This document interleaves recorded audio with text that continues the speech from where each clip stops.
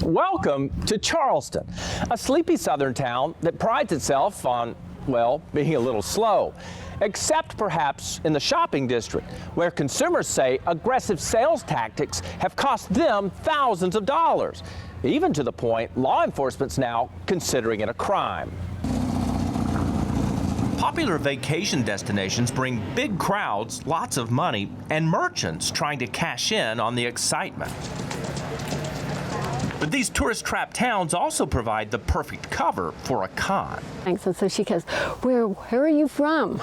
Because they want to know if I'm a tourist, because they're the ones that are easy to scam. Sharon, who only wants us to use her first name, says she was lured into a cosmetic store when an employee saw her walking down the street.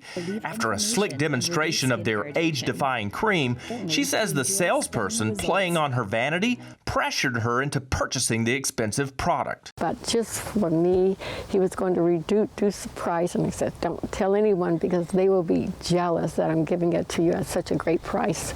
Along with astonishing price tags, sometimes in the thousands of dollars, it can be very confusing for consumers to know if they are being misled about the product's benefits. When you walked out of the store and realized what you'd done, how did you feel? Having been through it, I wasn't that surprised because they're really good. They're not trained in skincare. They're trained in guerrilla sales tactics. How much money did you give them? $21,000.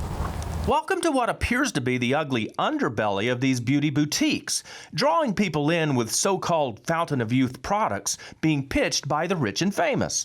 Singer Mariah Carey promotes one of the cosmetic companies that's facing criticism. The luxury we deserve, the results we demand. There are multiple stores and kiosks across the country using the same selling techniques, and they often change their name after getting bad online reviews. They don't see anything wrong with what they're doing. And it's very difficult to understand, but believe me, they don't feel bad. Key West resident Bruce Mitchell was fed up with seeing visitors to his city being hustled by numerous cosmetic stores. So he and dozens of other local volunteers became activists. What started being effective was when we started picketing the stores. And we had these great big signs that said "rip off shop" with an arrow pointing towards the group's efforts have been successful. Potential customers steer clear when they see protesters out front, which has led to shops shutting down. We have a photo of Shirley. Who is she, and describe her to us? Well, Shirley Eversley is our oldest volunteer, 93 years young, and she was one of the main reasons we brought these groups to their knees. They couldn't take it anymore. Nobody walked into that store when Shirley was out there with a big sign that said "rip off shop." Other cities are taking a different approach to combat these stores. I'll call the question. All in favor, please say aye. Aye. Aye. Aye. Citing public safety concerns, Charleston, South Carolina voted through an ordinance that prohibits handing out free samples of any kind in their downtown historic district. The restriction came after numerous complaints from shoppers who were having to dodge around aggressive peddlers distributing freebies on the sidewalk. So therefore, it's incumbent upon the city to ensure the safety of the pedestrians that are shopping throughout the district. What's the key to your ordinance working? It works because it's very easy to prove.